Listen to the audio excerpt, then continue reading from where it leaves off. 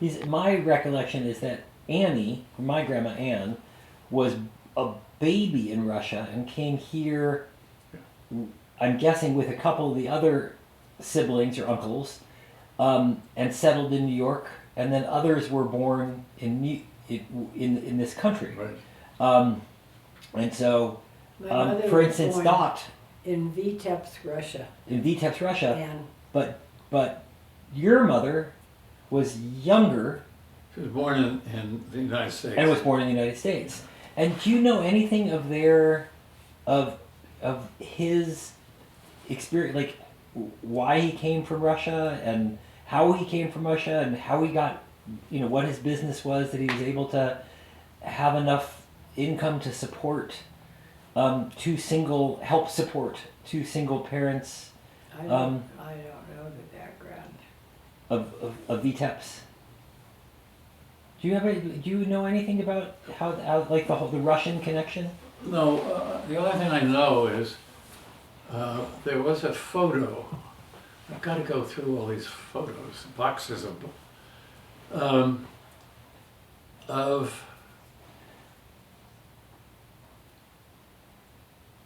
a group of obviously looking foreign people in their dress and what have you. In front of what turned out to be a store. And I think my sister, Joy, told me that was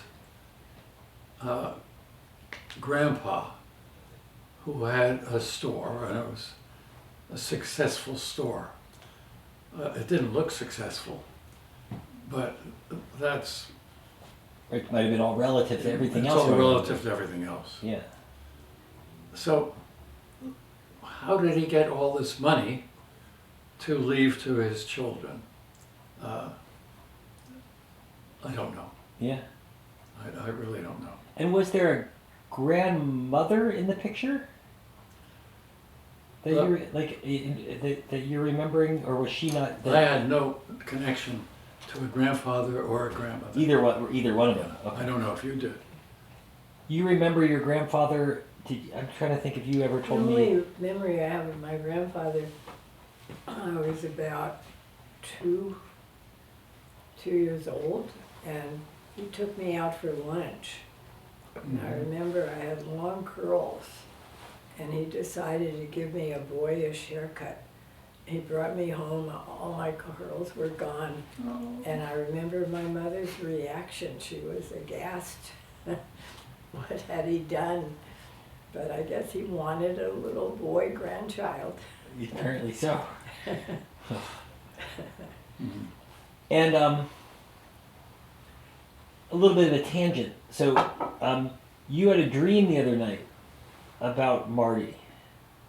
But I don't know if you remember it. I just remember you telling me you had a dream about Marty. Do you remember any part of the dream? It's driving me crazy today. I'm trying to remember the description of Marty's mother, who I was very close to. And was the dream about Dot? About Dot. And what happened in the dream? Well, I just remember the sense of her personality, which was in contrast to my mother's personality. Thank you. My mother, as the oldest of 6 kids, was a very serious person, a worrier, extremely responsible, dependable, all the qualities you would want in a mother, except the lack of joy and impulsivity,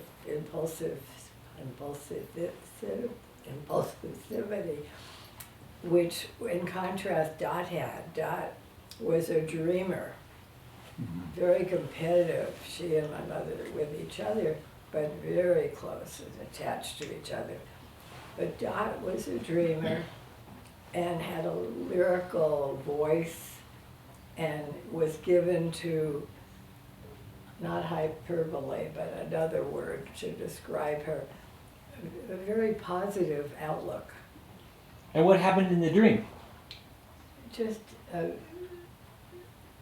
her presence, Mm-hmm. thinking about her presence, a very vivid recollection of her. And what was the emotional, like, how did that make you feel? Well, I was very attached to the family, and we, and also the cousins, to Marty and Joy. I was there when Joy had her final last moments before she died. I was there holding her hand. Mm-hmm. And then and so the other, so it was really just your families that were. I mean, the other uncles were in the area, but in the Bronx, and in the small gaggle of relatives, it was the group. It was Dot and Annie and Dot, and the two of you as Right. being the ones that were really close, living close together. Right. Eddie and Olga lived in Manhattan. Okay. Uh, And Olga's his wife. yes. Okay. And Chick, that's Lee, he was married to, remember, a blonde beauty. Remember her? I don't remember her. And he divorced Okay. and then married a woman with Lil, married a secretary. Yeah. Sally married this kinesthesiologist, Emil, and had Pauline. Mm-hmm. You've met Pauline. Yeah, she's a firecracker. Yeah. I didn't mean to kill you. And her sister, Pauline's sister, was retarded.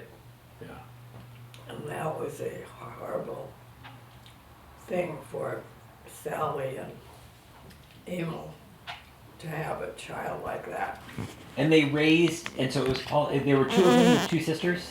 One of the the retarded sister lived at home with Pauline. Louise. Yeah. And she was profoundly disabled. Well, you want some water, my dear? Here you go. I think this is actually your glass. Thank you. Emil, This'll do it. Yeah, a cookie. you gotta put a little fat on you. That spine. Oh, I don't know. Emil couldn't bear that an issue of himself could be defective. Huh? So he insisted that Sally, and later Pauline when she was old enough, should school Louise in basic knowledge of things to have her catch up to normalcy. It was impossible. And it took a horrible toll on Pauline because she was not considered important. What was important was Louise, to bring her up to speed, so to speak, which of course later after Emil died, Sally put Louise in a home. She would have been much better off to be recognized as having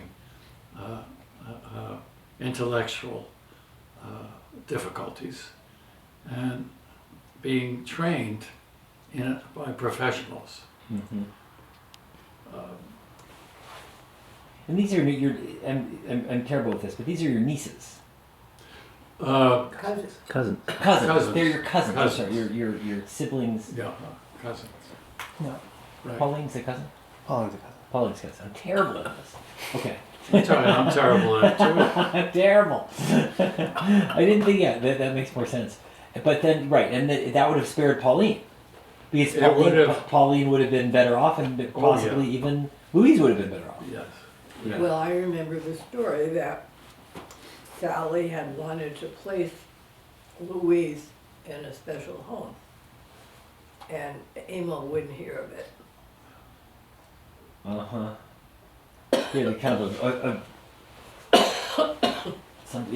little dilute, yeah. Let me get you some more water. I've got a whole thing over there. William? Thank you. Okay, so maybe I'll make, maybe we can make a transcontinental transition right now. Okay. And somehow we're sitting on a bluff, or is this a bluff? On a mountaintop in, what's a bluff, Willie? We're on a hillside. What's a bluff? A bluff is like a flat area that drops off, and the bluff's at the top. Okay, so we're on a hillside. I want to do a play on words, but I don't like letting myself. Maybe could you turn on the lights? Oh yeah. Cause Um, no, it's on the wall. Yeah, that one. That's it? Yeah. Okay, that's better. Yeah. Okay. And just right now we're on a hilltop with an incredible view of the ocean, Los Angeles, the Getty Museum. I'm aware that it's a quintessential Los Angeles situation, more than as much as any. So you ended up in Los Angeles, and both of you ended up in Los Angeles. The family, these key people in the family all moved. And so, Mom, could you talk a little bit about how you and Annie, your mom, and your brother Erwin ended up here, and then how did that happen, or why? What's your understanding? As I remember, Brett sent for us. He really facilitated, probably economically and encouragement, Perfect. Yeah. that we Perfect. leave the Bronx and move to Hollywood. And I remember it was very traumatic for my mother because we were in the middle of Hollywood. We were in a corny, crummy area. And we're in a tiny little apartment where we were all in the same bedroom. And it was a very hard transition for my mother. She had connections in the Bronx and friends. But in the long run, of course, it was a marvelous move. And why do you think? And what do you think was the? I understand that Brett might have encouraged her to come. What do you think was the motivating? Because Dot stayed in the Bronx for a while. Yeah. So what do you And I think think- motivated her to leave Well, the Bronx and move out to Hollywood? all with the encouragement of Brett. And she and Dot were very close, Mhm. within a couple of blocks of each other. So No, we weren't there yet. No, this is in the Bronx. Oh, in the Bronx. Yeah, like in left. Yeah. So it was very, she cried. I remember my mother crying for weeks after we moved here. That she, sorry she moved to Hollywood.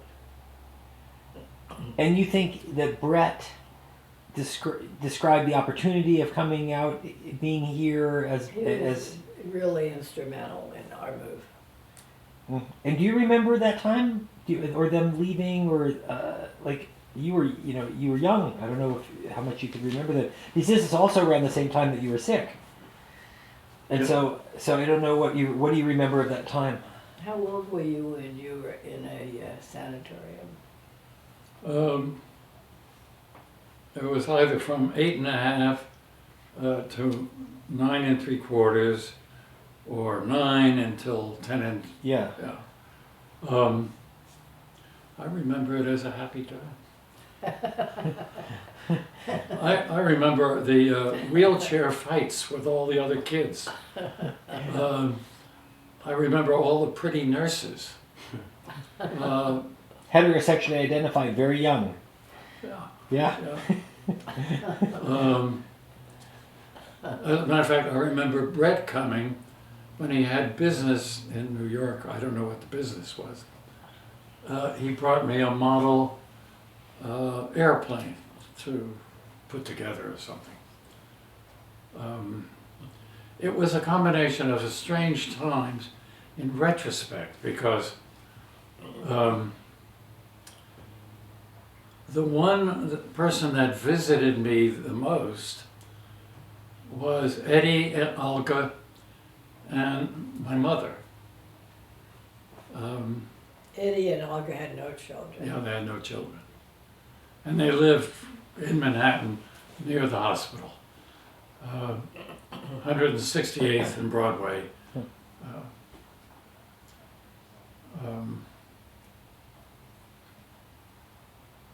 And I can imagine how difficult that was for my mother. She had to work, earning a living, and after work maybe coming 5 or 6 times a week to see me, and how tough that must have been for her. No car. Nobody had a car. Nobody had a car then. Well, Eddie had a car. Your mother worked in a dress shop. I remember A that. lingerie store, yeah. Yeah. But your experience at that time, of being in the hospital, or was it called the sanitarium then? No, It's like a hospital. it was, Sanitarium like that. well, no, the sanitarium was after I was in the hospital for like 8.5 months or something. Okay. Then I went to dry out, so to speak. Mm-hmm. And also, in the middle of all of this, I got the measles while I was in the hospital. Jeez. And I mean, you remember the silliest things, like in the middle of the night, going in an ambulance to Willard Parker, which was a infectious disease hospital. And I'm in the middle of a room, and there's a circle. I was in a girl's room, and they're laughing at the boy, the young kid, being very embarrassed by the whole thing. Anyway,